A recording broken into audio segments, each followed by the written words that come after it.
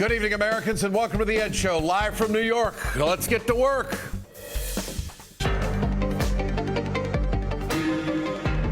Why would we want another trade deal that hasn't been good for American workers? Tonight, hitting critical mass on Fast Track. Those experiences that arose over the last 20 years, those aren't easily forgotten. Give us Fast Track for TPP. Well, what's TPP? The burden of proof is on us. And later, unhinging the Hillary 2016 machine. We now have campaign infighting without the campaign. 1, 2, 3. Plus, farming sunshine in the Golden State. This is a special place. It's blessed with year-round sun. Good to have you with us tonight, folks. Thanks for watching. We start with big news on the TransPacific Partnership. Now, President Obama, throughout his time in the White House, he's always been a guy who's not been short on detail. This is a guy who studies issues, gives a lot of deep thought to what he wants to do before he makes a decision. But I don't get the detail on this trade agreement. And the most extensive interview he's done on this has been done recently. And again, the president's vague. Now, the Trans-Pacific Partnership is probably the biggest economic trade deal this country's ever done, and yet it's being done in secrecy. This story is starting to reach critical mass, meaning other media folks are starting to pay attention. More and more people in the Congress are talking about it. During President Obama's interview with Vox, that would be VOX, not the folks across the street, he made his first extended remarks on TPP. And what's amazing about this, it's a lot of generic talk. The devil in the detail is not in front of the American people. The president admitted that there are problems with past trade deals. No kidding. He knows why the American people are skeptical of the TPP. This is part of the debate that we're having right now in terms of the Trans-Pacific Partnership, the trade deal that we've been negotiating. There are a lot of people who look at the last 20 years and say, why would we want another trade deal that hasn't been good for American workers? It allowed outsourcing of American companies locating jobs in low-wage China, then selling it back to Walmart. And yes, we got cheaper sneakers, but we also lost all our jobs. Now, respectfully, Mr. President, you used the word debate. That's the issue here. There has been no debate about this and how injurious this could be to American workers. President Obama then laid out the case for the TPP after that soundbite. The president said the United States is working hard to make this trade deal fair.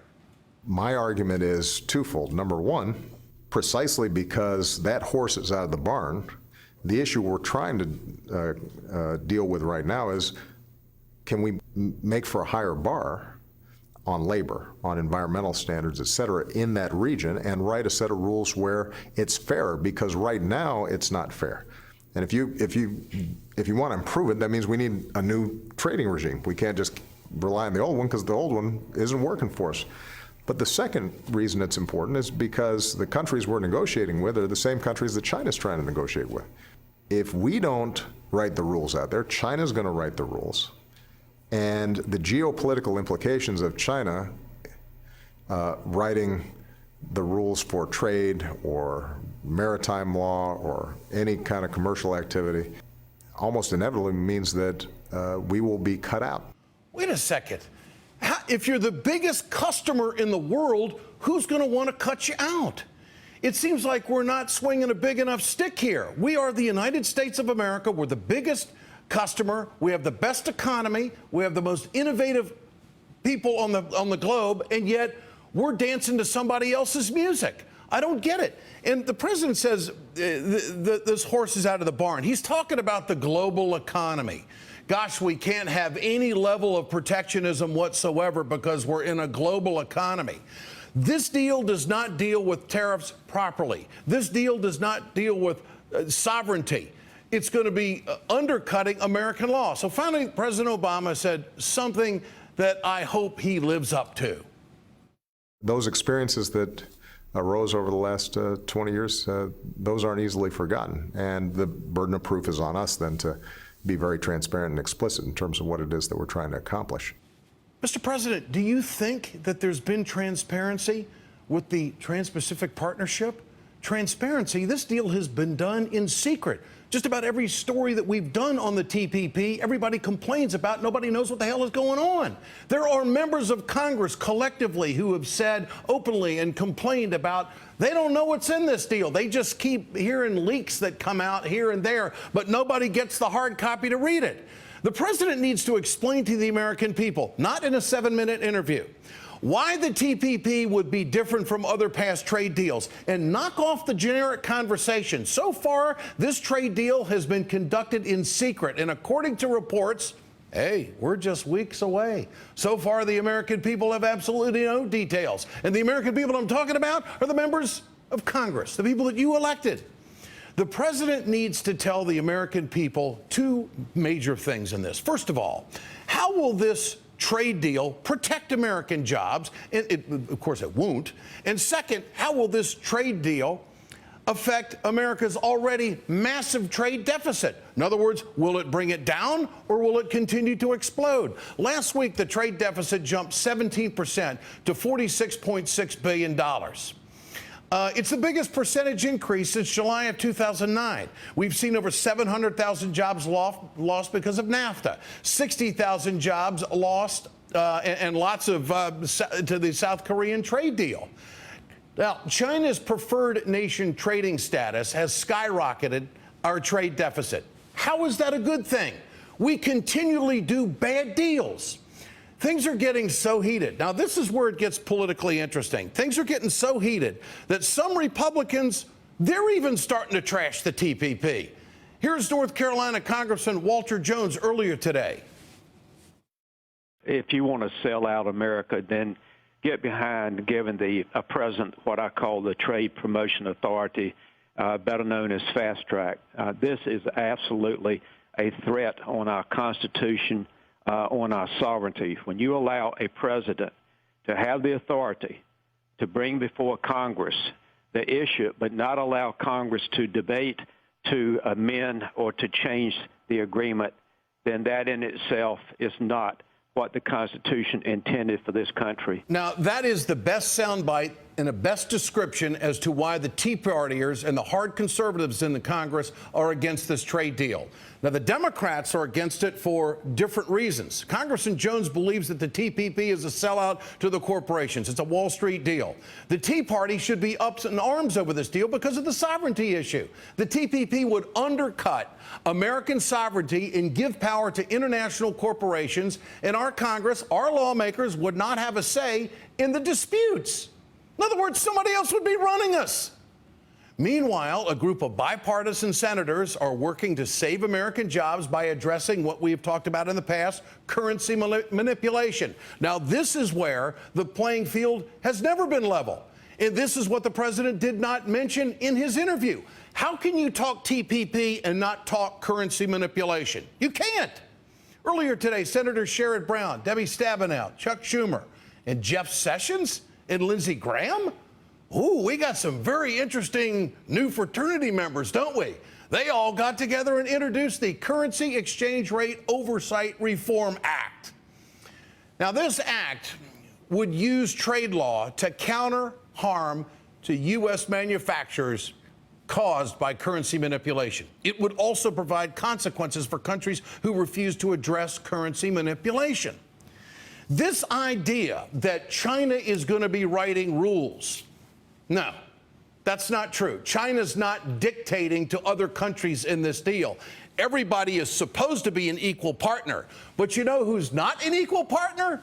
You, the American taxpayer, the American service industry, the American manufacturers. There's going to be differences on tariffs. That hasn't been explained to the American people. And so what the president is doing to sell this, he is saying, well, it's us against them. Hey, it's China. I mean, if we're so worried about China, why in the hell did we give them favored nation trading status back in the late, 1999? Why did we do that? The strategy of this White House seems to be, well, whatever big business wants, and if it undercuts our sovereignty, well, we could probably go along with that too, and I'll go out to the American people and try to sell it and say that other trade deals have been bad, but this one's going to mop everything up. It isn't. It simply isn't. And again, there is very limited detail on this. Get your cell phones out. I want to know what you think. Tonight's question, do you think President Obama is correct on the TPP? Text A for yes, text B for no to 67622. Leave a comment at our blog at ed.msnbc.com. We'll bring you the results later on in the show. For more, Senator Sherrod Brown joins us tonight from Ohio, who has talked about this quite a bit. Senator, why will your new Currency Manipulation Act work? What does this do? Good to have you with us. Well, it works because it gives us a tool to level the playing field in the sense that when China cheats on currency or when Japan cheats on currency, as Senator Stabenow pointed out, on autos or on other things, and countries cheat on currency, that it gives us a mechanism to fight back and win trade cases and dissuade them in the future from doing it. And that's primarily why this is so important. And we want this currency provision, and as you pointed out, it's good bipartisan sponsorship, 5 Republicans, 5 Democrats. We wanted to make sure it's that way. The Senate passed it overwhelmingly 2 or 3 years ago. The House has passed it at different times. Speaker Boehner hasn't brought it up to a vote. But now's the time, because of fast track and because of TransPacific Partnership, that we have a place to put this bill to demand that the president doesn't get this power, this agreement doesn't ever pass unless it's got a currency provision to protect American workers. Period. Senator, where is the debate? The president said in that interview that that's what we're debating right now. Did I miss that coverage on the Senate floor? Yeah, well, the president said the horse is already out of the barn. Unfortunately, there's a new horse leaving this barn almost every day when we see the kind of job loss. The trade deficit with China is now upwards of $300 billion. It was only, as you mentioned, PNTR with China in 1999. I believe the trade deficit bilateral with us with China was around 10 or 15 billion then. Yeah. So we see what's happened. It clearly hasn't worked, but currency is the best way to fight back on this, to make sure from now on every single agreement has a currency provision, number one, and number two, that our Department of Commerce is told they must look at currency when they make a decision on unfair trade practices. So far, they've had the option to look at currency, and they never do. And it's not something that presidents of either party have done well. This president's been better than his predecessors on trade enforcement, but he's not in the right place on this, and we've got to do better on this. Senator, let's go to your backyard. How do you explain the TPP to steelworkers in Lorain, Ohio? Well, you explained the place you've been in Lorain had 12,000 workers once. Now it's about 2,000. It's done a little better now with more drilling on gas and oil, although they've just had a temporary layoff of a number of workers, probably for 3 months, for a whole host of reasons. But once we start enforcing trade rules, those workers are going to, more of them are going to work, and more of them will have more job security. And so it's a question of they didn't like NAFTA, they didn't like CAFTA, they didn't like PNTR with China. Why would we possibly inflict another trade deal on workers in Lorain and Youngstown and Dayton when the damage is so evident and the future with this kind of trade agreement is so bleak? And finally, Senator, what do you say to the president when he says there has to be more transparency on the TPP? Well, there does have to be more transparency. Well, okay, but there hasn't been any. And and why is that? Well, there's supposed to be more consultation with Congress on what the agreement is, how the negotiations are going. There are supposed to be directives on what do you do in the environment and labor standards, what do you do on something called investor state, which gives the tobacco companies even more power in world commerce. None of that has happened in this agreement except for a few informal conversations we try to have with the U.S. Trade Rep, but none of it's been open enough. The public's not had nearly the input. No. The labor community hasn't. People that care about climate change haven't. People that care about public health haven't had the input. This is pretty disastrous in the way this is rolled out, frankly. Senator Sherrod Brown, Ohio, good to have you with us. I appreciate your time. Let me bring in Larry Cohen, President of the Communication Workers of America. It's not just manufacturing. It's going to hit the service industry as well.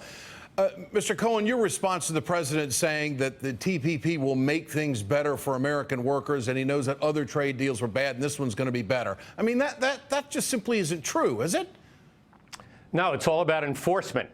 And the problem is that when a multinational corporation wants to enforce their version of the trade deal. They sue, as Sherrod Brown just said, in a secret tribunal called ISDS, where they can get reparations of billions of dollars. There are 500 of those lawsuits now. And when we try to enforce a labor or environmental or consumer provision, we have to go through our government to the other government, and it literally takes years. I've been involved in that enforcement with Mexico, Colombia, and recently Honduras. It takes years.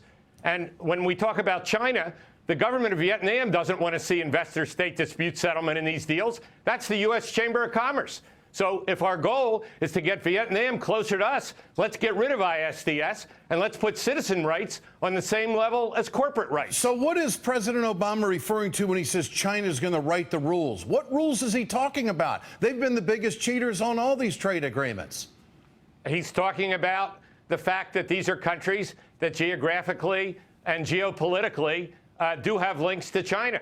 But again, what we would say to him, what I have said to him is, then let's get rid of investor-state dispute settlement. Those governments, the 4 or 5 governments that we don't already have deals with, Malaysia, Singapore, Brunei, Vietnam, they don't want investor-state in these things, and neither do we. Because if a U.S. company can guarantee their profits in Vietnam, why will they invest in the U.S. when Vietnam has 75-cent an hour wages? And in the U.S., obviously, the minimum wage is significantly higher, but not high enough. We don't think this adds up any way you add it. How does the president expect American officials to enforce trade laws in Vietnam? What's the mechanism there? It's never been done before. How is it going to be done now? He expects the future U.S. trade representative and whatever agency it is of the U.S. government that has jurisdiction, whether it's labor or environment, to eventually write a report on complaints that we could make or others, and then go to that government with a report saying, we want you to live up to the agreement. Again, the problem is, even if that were true, it takes years and years. And the reason the U.S. Chamber is supporting this is because they get to sue for reparations. We don't get any reparations for what happens to workers. All we get is a report. All right. President Obama specifically responded to labor leaders in his Vox interview. Here it is. When I talk to labor organizations, I say, right now, we've been hugely disadvantaged. Why would we want to maintain the status quo? If we can organize a new trade deal in which a country like Vietnam, for the first time, recognizes labor rights, and those are enforceable, that's a big deal. Mr. Cohen, your response to that? My response is, again, having just been in Honduras, before that Colombia, is years to enforce labor rights. When people are killed, when there's no right to organize, when the minimum wage isn't enforced, we can't wait for years to enforce it. And I do think that Vietnam, because they want this deal, may well make some changes. Mexico's not going to make the changes. We want to see how are we going to enforce this deal in the same kind of time that corporate America is going to enforce their side. So we either say, get rid of investor-state dispute, one-way lawsuits from the corporate world, and put us all on a level playing field, or give us investor state so that citizen state dispute settlement so that we can sue when workers are disadvantaged. All right. Larry Cohen, President of Communication Workers of America, always a pleasure. Good to have you with us. Remember to answer tonight's question there at the bottom of the screen. Share your thoughts with us on Twitter at Ed Show and on Facebook. Certainly want to know what you think. We read your comments. I appreciate it. Coming up, Staples is trying to save money by cracking down on part-time workers. Mitt Romney's business model, it's on full display. Plus, infighting in Hillary Clinton's political operation looks like 2008 all over again. We'll bring you the details. Bob Shrum, Jonathan Alter on the way. We're right back.